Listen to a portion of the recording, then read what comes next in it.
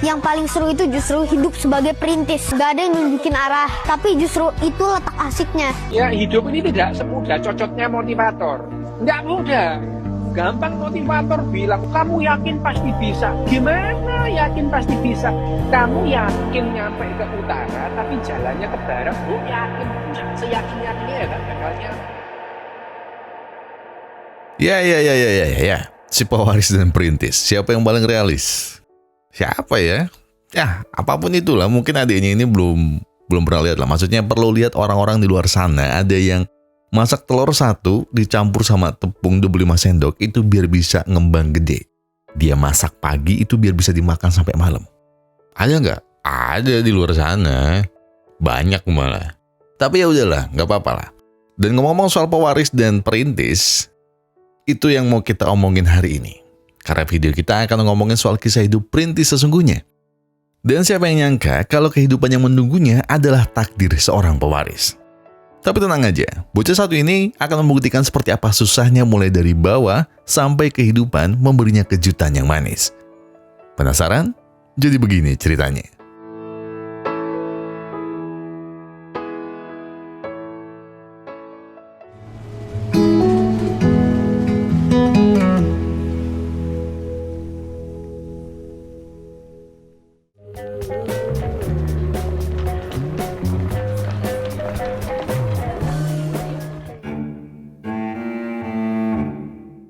Perkenalkan, pria yang kurang tidur ini namanya Gayo Juan Mendes. Atau kalau di Meksiko panggilannya Danang. Serius, saya tuh panggilannya dari Lek Bagong yang katanya dulu teman satu kampus. Kok saya nggak tahu ya Lek Bagong pernah kuliah di Meksiko? Yaudahlah, kita lupain soal omongan Lek Bagong tadi. Karena ada yang jauh lebih penting dari itu. Dan itu adalah... ¿Quién habla? Gallo, es Alicia. ¿Puedes pasar por mí?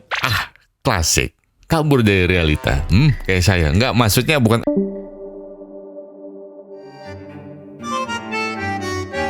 Bukan. Itu bukan telepon dari istrinya. Karena lebih tepatnya, Danang baru saja dihubungi mantan istrinya. Kenapa mantan? Sebentar, biar saya jelasin dulu. Semenjak bercerai karena kondisi ekonomi yang pas-pasan, hidup keluarga mereka menjadi berantakan. Dan ujungnya harus mengorbankan waktu dan perhatian untuk anak mereka. Padahal awalnya mereka sudah setuju untuk gantian mengasuh anak di waktu luang mereka. Namun masalahnya Danang hampir tak pernah punya waktu untuk anak mereka. Dan untuk meluruskan masalah ini, Alicia pun meminta Danang untuk menemuinya sekarang juga. Ya no podía dormir. ¿Y? Danang sebenarnya malas harus menjelaskan perannya sebagai seorang ayah yang rasanya tak pernah kurang untuk anak mereka. Bahkan di tengah pekerjaannya, dia selalu menyempatkan waktu untuk menemani anaknya bermain seharian.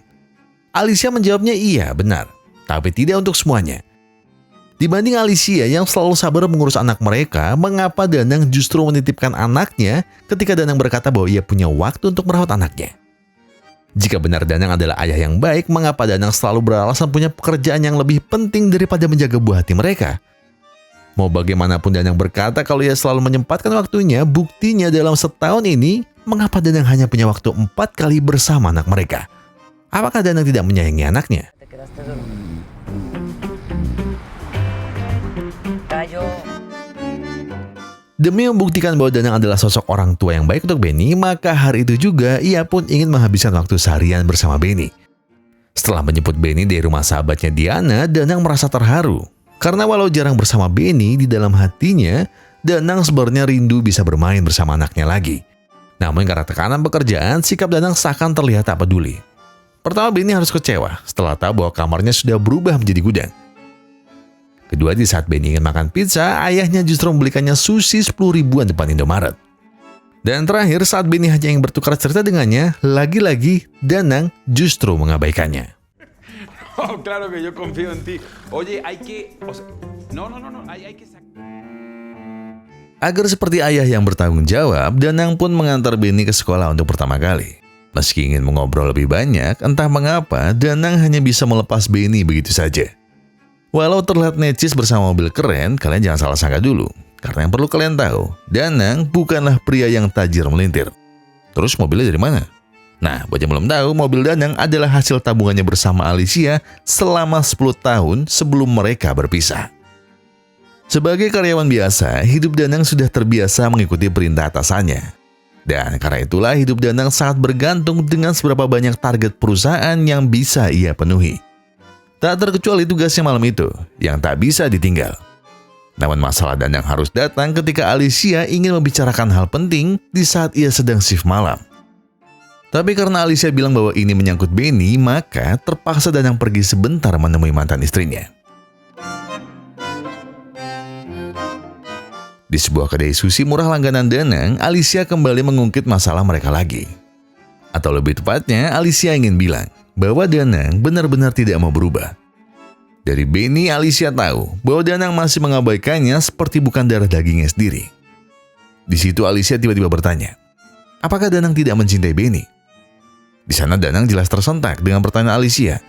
Dengan tegas Danang membantah. Jika ia tidak mencintai Benny, maka untuk siapa selama ini ia banting tulang? Bukankah Alicia tahu, meskipun gajinya pas-pasan, Danang hampir tiap bulan selalu menafkahi Benny. Meski Danang belum bisa menemani Benny setiap saat, tapi Danang akan berusaha mencukupi kebutuhan anak semata wayangnya itu. Namun bukannya mencoba mengerti posisi Danang, tiba-tiba Alicia justru... ¿Estás seguro que es tu hijo?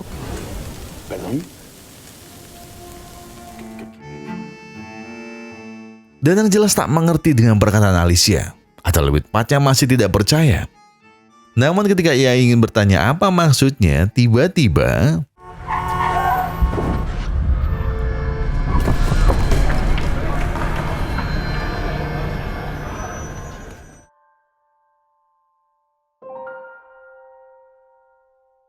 hal yang tak pernah Danang bayangkan tiba-tiba harus terjadi. Di saat jalan hidupnya tak lekas membaik, mengapa wanita yang pernah mengisi separuh hidupnya harus pergi secepat ini? Dan iya, tentu bukan hanya Danang yang merasa kehilangan. Di momen ini ada Benny yang belum siap harus kehilangan sosok ibu. Di saat ia masih sangat membutuhkan peran Alicia di sampingnya setiap waktu. Namun Benny harus kuat, ucap lembut sang ayah. Ia tahu bahwa kepergian ini terlalu cepat untuk mereka berdua. Dan Benny harus yakin bahwa di atas sana, Alicia ingin Benny bisa mengikhlaskannya. Karena Benny tak usah khawatir. Selama Danang ada di sisinya, semuanya akan baik-baik saja. Dan untuk sementara, Benny akan tinggal bersama neneknya sampai mereka semua bisa menerima kepergian Alicia. Berbeda dari biasanya, kini entah mengapa Danang baru menyadari bahwa ia telah kehilangan sosok wanita yang sangat berarti dalam hidupnya. Meskipun mereka bukan lagi sepasang kekasih, tapi bagi Danang, hidupnya tak akan sama lagi setelah Alicia meninggalkannya dengan banyak pertanyaan. Termasuk sebuah pertanyaan terakhir yang belakangan sering mengusik benaknya. Apakah benar Benny bukan anak kandungnya? Maka untuk memastikan kebenarannya, malam itu juga Danang segera melakukan tes DNA tanpa sepengetahuan Benny. Dan di sela-sela pekerjaan, tiba-tiba ada sebuah pesan email yang masuk. ¿Mando a cortar? Gallo. ¿A dónde vamos entonces? Keesokan paginya, di saat Benny baru pulang sekolah, tak seperti biasanya sang ayah mau menjemputnya. Tanpa pikir panjang, Benny tiba-tiba bertanya, apakah sekarang nenek yang meninggal? Ulah cocote alon-alon. Meski mengejutkan, Danang tahu bahwa Benny hanya penasaran mengapa dirinya tiba-tiba menjadi perhatian. Sambil makan siang, Danang bertanya, apakah Benny suka disuntik? Melihat Benny yang tampak kebingungan, Danang lalu melanjutkan. Apakah Benny tahu terkadang rasa sakit baik untuknya? Dengan polos Benny bertanya, apakah sang ayah mau jadi dokter? Bukankah ayahnya miskin? Olah, modar gue. Maka daripada pertanyaan Benny semakin dewasa, Danang langsung memberitahunya bahwa dia sebenarnya bukanlah ayah kandungnya. Walau sempat terdiam sejenak, Benny hanya melanjutkan ngomong bahwa ia tidak butuh dokter seperti Danang. Ulah, masih nyambung, cuk. Walau menyakitkan, tapi Benny akhirnya mulai menerima dan bertanya, lalu siapakah ayahku? Tak ingin kembali menyakiti Benny, Danang lalu berkata bahwa dia juga tidak tahu jawabannya. Namun Benny tak perlu khawatir, karena ia masih bisa menemuinya kapan saja. Dengan cepat Benny bilang bahwa dirinya tidak membutuhkannya.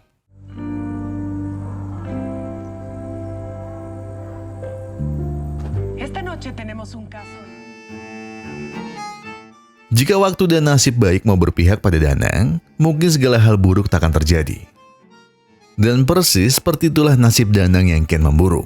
Setelah ditinggal pergi mantan istri dan anaknya, sekarang Danang harus menerima kenyataan bahwa dirinya telah dipecat dari perusahaan. Alasannya jelas, karena Danang sudah meremehkan aturan kantor dengan sering menghilang dari kantor. Namun jika saja atasannya mau mengerti, mereka akan paham bahwa Danang terpaksa mengorbankan pekerjaannya demi keluarganya. Sebuah hal yang belum pernah Danang lakukan selama ia hidup. Dan setelah ia pulang untuk menenangkan pikirannya, tiba-tiba ada seseorang yang menghampirinya. Perpetradora de esta mentira. Vamos a dar... Porque quería tener un hijo contigo. Yo no, pero alejarte de Benny no era la manera de proteger ese hombre extraordinario.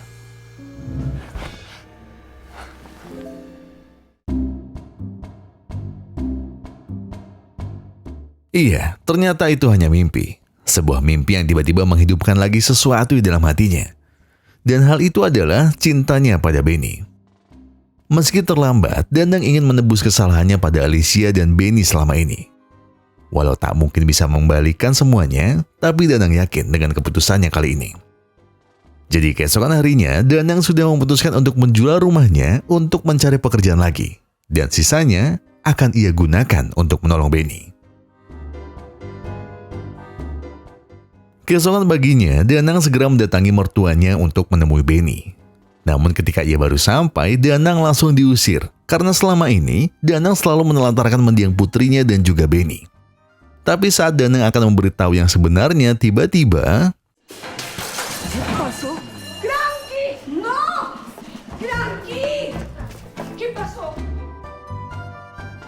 Tanpa diduga, Benny tiba-tiba menghampirinya dan memastikan apakah Danang sudah memberitahu neneknya bahwa Danang bukan ayahnya. Lalu apakah ia boleh minta tolong untuk mencarikan ayahnya? Seakan telah satu hati, Danang kemudian memberitahu jika ia tak akan memberitahu siapapun. Karena Danang memang ingin membantu Denny mencari tahu siapakah ayah Benny yang asli. Namun sebelum Danang memberitahu sesuatu, tiba-tiba Benny memberikan sebuah petunjuk.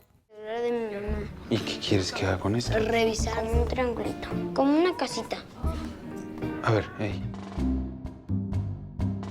Danang tahu bahwa ia akan membantu Benny. Tetapi Benny harus tahu bahwa Danang sedang mempunyai masalah di pekerjaannya.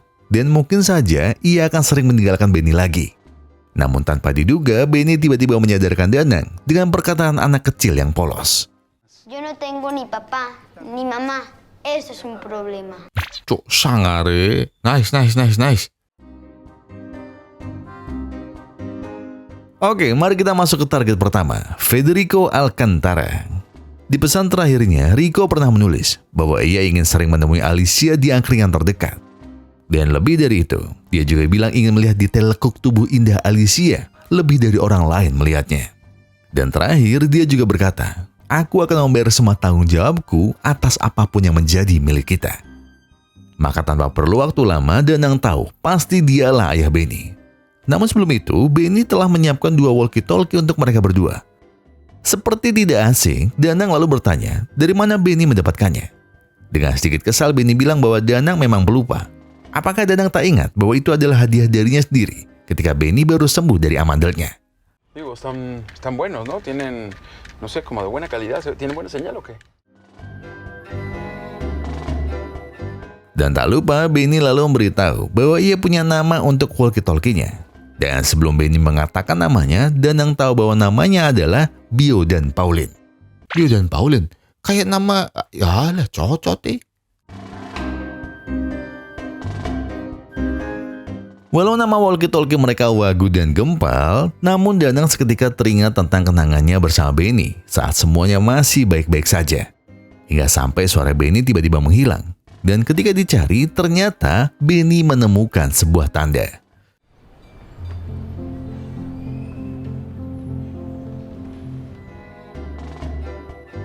Dan tepat ketika mereka berdua sedang memandangi lukisan Alicia, orang yang mereka cari akhirnya seperti mengenali Benny. Dari tatapannya, Rico seperti melihat wajah Alicia di wajah Benny. Namun ketika Danang bertanya tentang hubungannya dengan Alicia, pria itu seketika marah.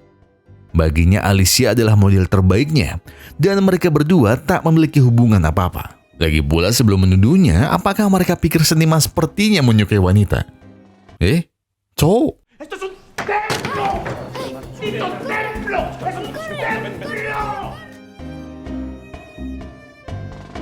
Baiklah, target pertama gagal. Tapi tenang, kita masih punya target selanjutnya. Rodri Benitez, kawan Alicia sewaktu masih menjadi pelatih dance. Dan sepertinya dialah orangnya, karena Rodri mengatakan bahwa Alicia adalah wanita yang menarik dan sempat membuatnya semangat lagi sehabis kecelakaannya bertahun-tahun silam. Rodri ingat bahwa tanpa kebaikan Alicia, mungkin dia tak akan pernah menemukan jati dirinya sebagai pelatih dance. Sembari menatap mata Benny, dia berkata, Empezar un curso para niños a fin de mes. Nos encantaría que estuvieras con nosotros, un compañerito. Obviamente lo hacemos 2 por 1. Sí, en realidad lo que nosotros veníamos a buscar. oh lah malah promo jebul.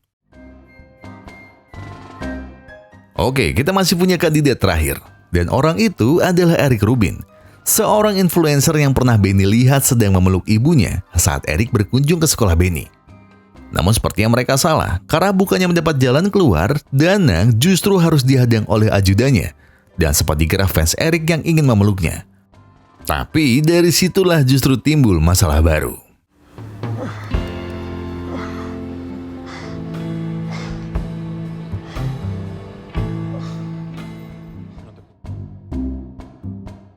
Meski HP-nya sudah diservis, tapi Benny tahu bahwa mereka sudah tak memiliki bukti apapun untuk mencari ayahnya yang asli. Apalagi yang bisa mereka lakukan?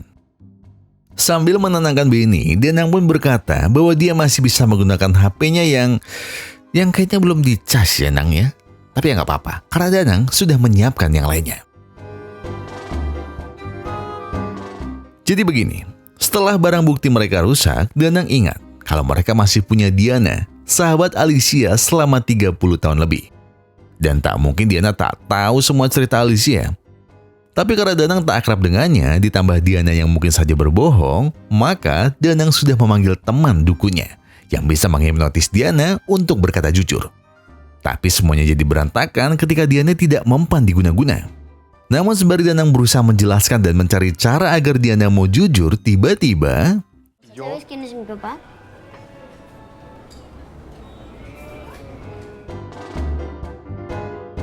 Diana jelas kaget. Karena jujur saja, dia juga tidak tahu apa-apa. Karena selama ini Alicia tak pernah menyinggung mengenai ayah kandung Benny. Namun setelah mendengar permohonan Danang dan melihat perubahan Danang yang sangat perhatian pada Benny, sepertinya Diana tahu target mereka selanjutnya.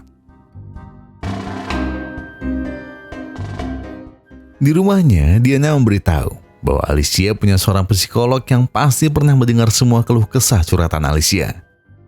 Namun masalahnya, rumah psikolog itu ada di Tepoztlan, sebuah daerah di ujung Meksiko. Nah, disinilah Danang mulai menceritakan kondisinya. Sejak kehilangan pekerjaannya, Danang sudah menjual rumahnya untuk biaya hidupnya sehari-hari. Dan ia hanya menyisakan mobilnya untuk mencari pekerjaan kemana-mana. Jadi bisakah Diana yang menemani Benny menemui psikolognya? Tak tahu lagi harus bagaimana, tiba-tiba Diana bertanya pada anaknya, apakah matematika itu sulit? Jelas anaknya berkata iya. Begitupun jawaban Danang. Lalu Diana melanjutkan, apakah lantas Diana jadi membolehkan anaknya tidak usah belajar matematika? Dan seakan mengerti maksud ibunya, anaknya pun bilang, hidup memberiku matematika agar aku bisa menghadapinya, bukan lari darinya. Gracias. Vamos a Tepos.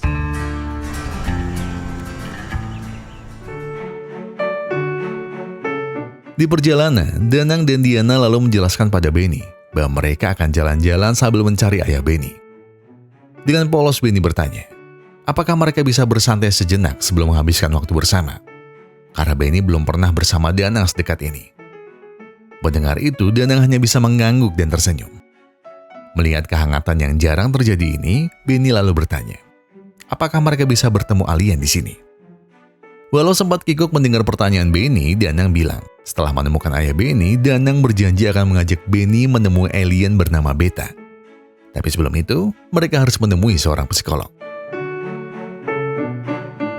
Kedatangan mereka ternyata tidak disambut dengan baik oleh asisten psikolog itu. Dia berkata, jika mereka belum membuat janji, mereka tak bisa menemui psikolog sembarangan. Namun setelah Danang melihat psikolog itu tak terlihat sibuk, Diana pun segera bergegas masuk untuk menanyakan cerita Alicia. Namun karena sang psikolog tak bisa membocorkan rahasia pasiennya, Diana pun terpaksa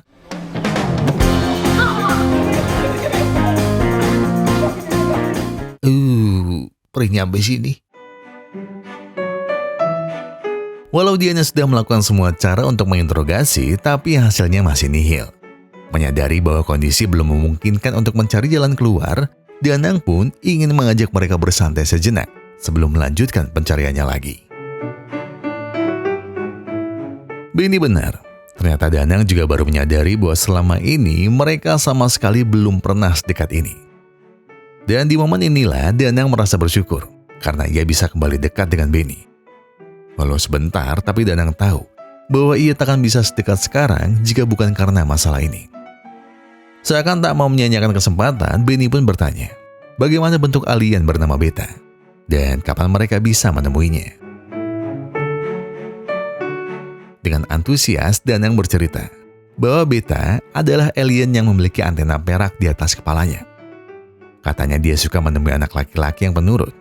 Dan untuk melengkapi ceritanya, Danang pun menceritakan satu temannya yang suka berjalan mundur seperti alien. Namanya Javier. Entah apa alasannya, Danang merasa bahwa semua hal manis dalam hidupnya selalu bermuara kepada ingatannya akan Benny.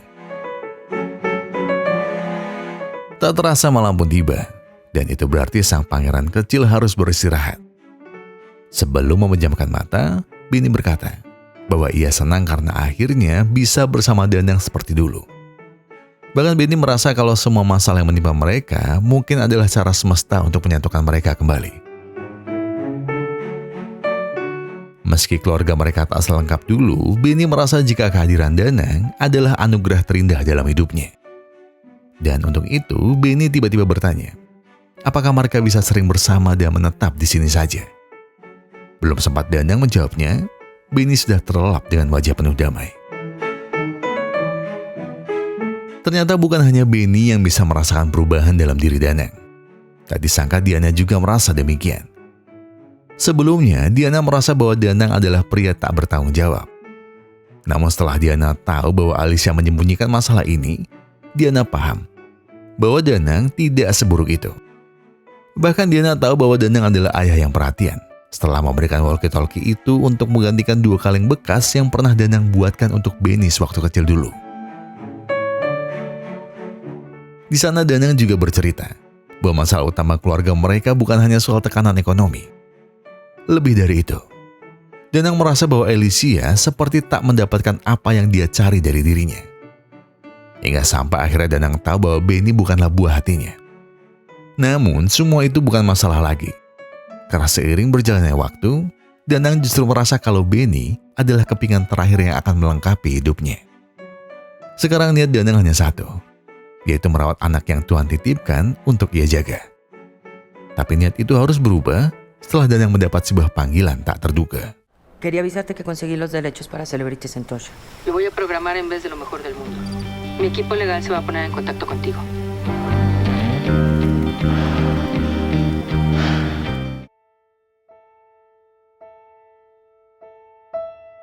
Di akhir persimpangan, seseorang memang harus memilih yang terpenting dalam hidupnya. Dan bagi Danang, hal terpenting dalam hidupnya adalah pekerjaan. Awalnya Diana mengira kalau Danang hanya bercanda, tapi Diana salah. Karena hari itu, Danang berkata bahwa ia harus pergi ke Miami. Lagi pula, Danang yakin kalau Benny akan menemukan ayahnya walau tanpa dirinya. Dan di saat Danang berkata kalau pekerjaannya lebih penting dari Benny, di saat itulah ternyata Danang baru sadar kalau Benny sudah ada di sana dari tadi. Benny. Perdón, no. Benito, no vamos a ir quise tú y decir yo, no te preocupes. Tak disangka Benny sudah merancang hari ini hanya untuk bermain bersama Danang. Namun yang tersisa dari sosok pria yang sudah Benny anggap sebagai ayahnya sendiri hanyalah rasa sedih dan kecewa. Di akhir persimpangan ini, Danang menitipkan mobilnya untuk Diana bawa agar Benny bisa menemukan ayahnya.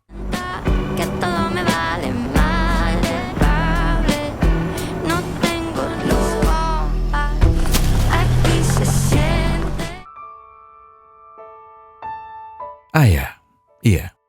Sosok itulah yang Benny pikirkan di malam perjalanan pulang. Benny akhirnya memilih pulang ke rumah neneknya daripada harus mencari sosok ayah yang sempurna. Karena bagi Benny, tak ada lagi sosok ayah yang ingin ia kenal, sekalipun itu Danang. Sementara itu di sisi lain, Danang sudah siap dengan pekerjaan barunya di Miami. Dan mungkin inilah pilihan terbaiknya di antara sekian banyak kesalahan yang telah ia buat.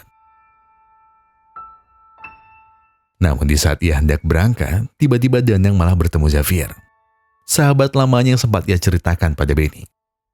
Dengan candaan lama, Danang bertanya, apakah Xavier masih suka berjalan mundur? Sambil menertawakan itu, Xavier berkata bahwa ia justru banyak belajar dari kebiasaan jalan mundurnya. Entah apa maksudnya, tapi tiba-tiba Xavier bilang, apakah kamu sadar betapa seringnya kita merasa jalan di tempat dan hanya ingin merasa cepat sampai di masa depan? Tapi terkadang yang kamu butuhkan hanyalah berjalan mundur dan melihat apa yang sudah ada, hingga kamu menyadari kalau kamu sudah memiliki semua yang kamu butuhkan. Con destino a Miami. Please show up at gate number 6. Rayo? Setelah mendengar perkataan sahabatnya, Danang segera banting setir dan ingin menjemput Benny saat itu juga. Namun semuanya seakan terlambat karena Benny sudah tak mau menemuinya walau hanya sekejap. Dan di momen inilah, Danang hanya bisa kembali ke memorinya yang lama, saat ia masih bisa tertawa bersama Benny.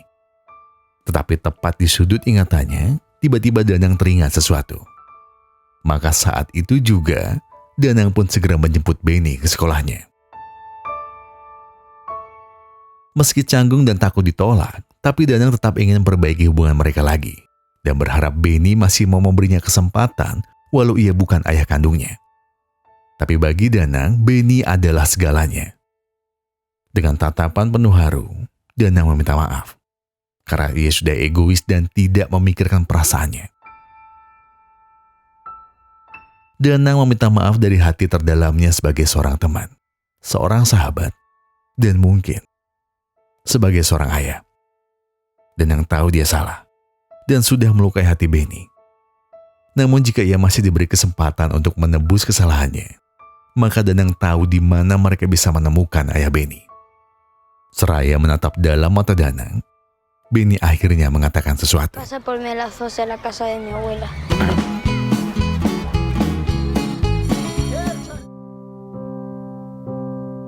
Keesokan harinya, Danang akhirnya menepati janjinya. Setelah menyiapkan walkie-talkie kesayangan Benny, ternyata Danang telah menyiapkan kejutan lainnya untuk pangeran kecilnya. Dan itu adalah... Mira. Terus si Rola! Iya, di balik semua perilaku dingin dan egoisnya, Danang ternyata masih mengingat semua kenangan manis mereka berdua. Meski awalnya ragu, tapi Benny yakin bahwa Danang sungguh-sungguh mau berubah. Dan inilah yang terbesit di pikiran Danang sewaktu mengingat foto Alicia dan agensi Happiness, tempat kerja mantan istrinya. Ricky Vega de la Torre, seorang CEO perusahaan tenaga kerja terbesar di Meksiko, sekaligus sultan properti paling disegani seantero Meksiko. Dengan penghasilan $650 juta per tahun, atau kalau di Indonesia setara 10 triliun lebih, maka tak heran jika ia bisa menggelar pesta 30 hari 30 malam suntuk seperti ini. Tapi apa hubungannya dengan Benny? Jadi sebelum Danang bertengkar hebat dengan Alicia, ia ingat kalau Alicia sempat menyebut nama Ricky yang akan mengajaknya ke sebuah pesta bulanan kantor Happiness. Dan Danang pun menduga kalau semua ini ada hubungannya dengan Benny. Alias Danang yakin kalau Ricky adalah ayah kandung Benny. Setelah Danang mengenalkan dirinya sebagai tamu undangan, Ricky pun segera mempersilahkan mereka bertiga untuk masuk ke dalam rumahnya. Sambil melihat foto keluarga Ricky, Benny pun berkata, "Mungkinkah itu adik perempuannya?" Melihat kalau Benny suka dengan rumahnya, Ricky pun langsung mengajak Benny untuk melihat koleksi gamenya. Tak disangka di sela-sela Ricky mengenalkan berbagai gamenya, Ricky pun berkata, kalau selama ini ia tak pernah memainkan semua game konsolnya. Benny bertanya mengapa begitu. Apakah Ricky tak bisa bermain PS? Dengan terkekeh Ricky bilang bahwa ia sebenarnya menyiapkan semua ini untuk seorang anak laki-laki yang selama ini telah menghilang. Anak laki-laki yang semestinya sekarang seumuran dengan Benny. Sebelum Ricky mengatakan nama ibu anak laki-lakinya, Benny pun bilang, ¿Conociste a Alicia Ugalde? Es mi mamá. Meski sempat tersentak sejenak, Ricky bertanya, dari mana Benny tahu nama itu? Dengan mata berkaca-kaca, Benny pun mengatakan kalau itu adalah ibunya. Di sisi lain, Danang hanya bisa melihat Benny dari kejauhan. Diana yang melihat bahwa Danang sangat mencintai Benny pun berkata bahwa Danang adalah ayah yang hebat untuk Benny. Walaupun sekarang mereka tahu kalau Ricky adalah ayah kandung Benny. Jadi sekarang Danang harus mengikhlaskannya. Diana yakin kalau jodoh Danang dan Benny tak akan berhenti sampai di sini. Walau sudah berusaha menguatkan hatinya, entah mengapa segala ingatan mereka berdua terus terputar di ingatan Danang. Andai dia berjodoh sebagai ayah Benny, mungkin ia akan menjadi ayah paling bahagia di seluruh dunia. Menyadari kalau Danang sudah berjuang sampai titik ini, Diana yakin kalau Alicia pasti sangat bangga dengannya. Tanpa mengatakan sepatah kata pun, Danang hanya butuh sebuah pelukan kecil untuk perpisahan ini. Sambil memeluk Diana, Danang berpesan kalau dia akan sering main ke sini untuk menemui Benny. Jika rindu di hatinya tak lagi bisa ditahan. Dengan langkah tak pasti, Danang pun segera melangkah pergi. Meski berat, Danang tahu bahwa sekarang Benny sudah berada bersama orang yang tepat. Bersama ayah kandungnya, Danang yakin bahwa segala kebutuhan dan keinginan Benny pasti bisa terpenuhi. Namun di saat Danang sudah di ujung persimpangan lainnya, tiba-tiba ada sebuah panggilan dari walkie-talkie-nya.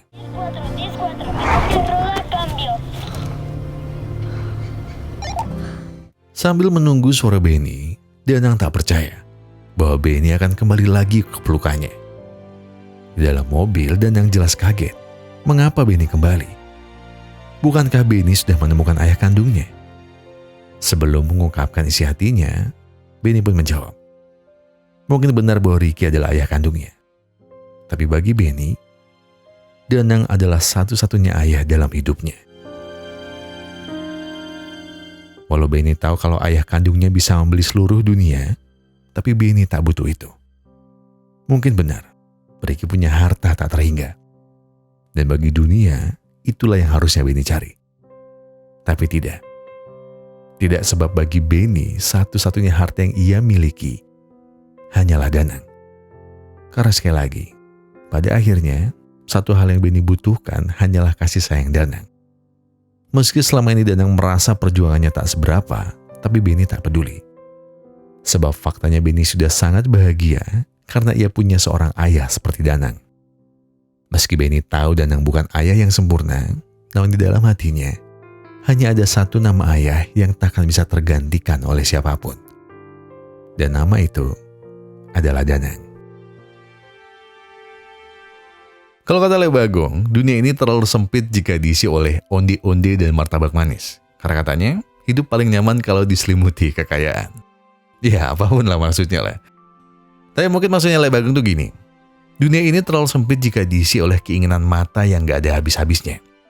Sekalipun hidup kita sudah berkelimang harta, kayak Benny yang akhirnya bisa bertemu ayah kandungnya yang ternyata adalah seorang sultan kaya raya. Namun sikap Benny tentu adalah kunci dari rasa haru film ini. Ya sebenarnya Benny sih bisa aja hidup bersama Ricky daripada Danang. Ya istilahnya Benny bisa makan McD tiap hari juga. Harta bapak kandungnya juga gak akan berkurang secuil pun. Tapi kenapa Benny memilih Danang? Ya jawabannya karena Benny tahu kalau semisal dia gak hidup dan besar bareng Danang, mungkin dia gak akan bisa nemuin arti keluarga yang sejati. Mungkin Benny gak akan kekurangan apapun bersama Ricky. Tapi satu hal yang Benny tahu, yaitu rasa bahagianya bersama Danang di antara pasang surut kehidupan dan susah senangnya. Benny tahu kalau Danang gak akan ninggalin dia. Karena sekali lagi, Benny tahu bahwa Danang pada akhirnya tetap kembali untuk Benny. Di waktu senang atau sedih, di waktu kaya atau gak punya apa-apa sekalipun. Dan dari video ini mungkin ada satu pesan yang diberikan seseorang kepada saya, yang kurang lebih pesannya begini. Seorang ayah mengorbankan mimpinya agar anaknya bisa menggapai mimpinya sendiri. Bahkan jalan yang dilalui seorang ayah seringkali sunyi agar jalan anaknya bisa lebih terang. Lebih dari emas dan permata, pengorbanan seorang ayah adalah cinta yang tak pernah bersuara, namun selalu melindungi. Saya Gokun dan segenap tim Musrebe Glory mengucapkan terima kasih. Terima kasih banyak sudah menonton videonya sampai habis. Terima kasih banyak sudah memberikan like, memberikan komentar, mensubscribe, dan juga memencet tombol thanks ya. Karena apapun yang kalian lakukan untuk channel ini sudah membantu channel ini berkembang sampai hari ini. Dan sebagai penutup, saya pengen bilang, kalau kalian lagi ada banyak masalah dan itu berat banget, yang tenang. Nggak perlu buru-buru, nggak perlu nyusu-nyusu. Selesaikan semuanya dengan kepala yang dingin.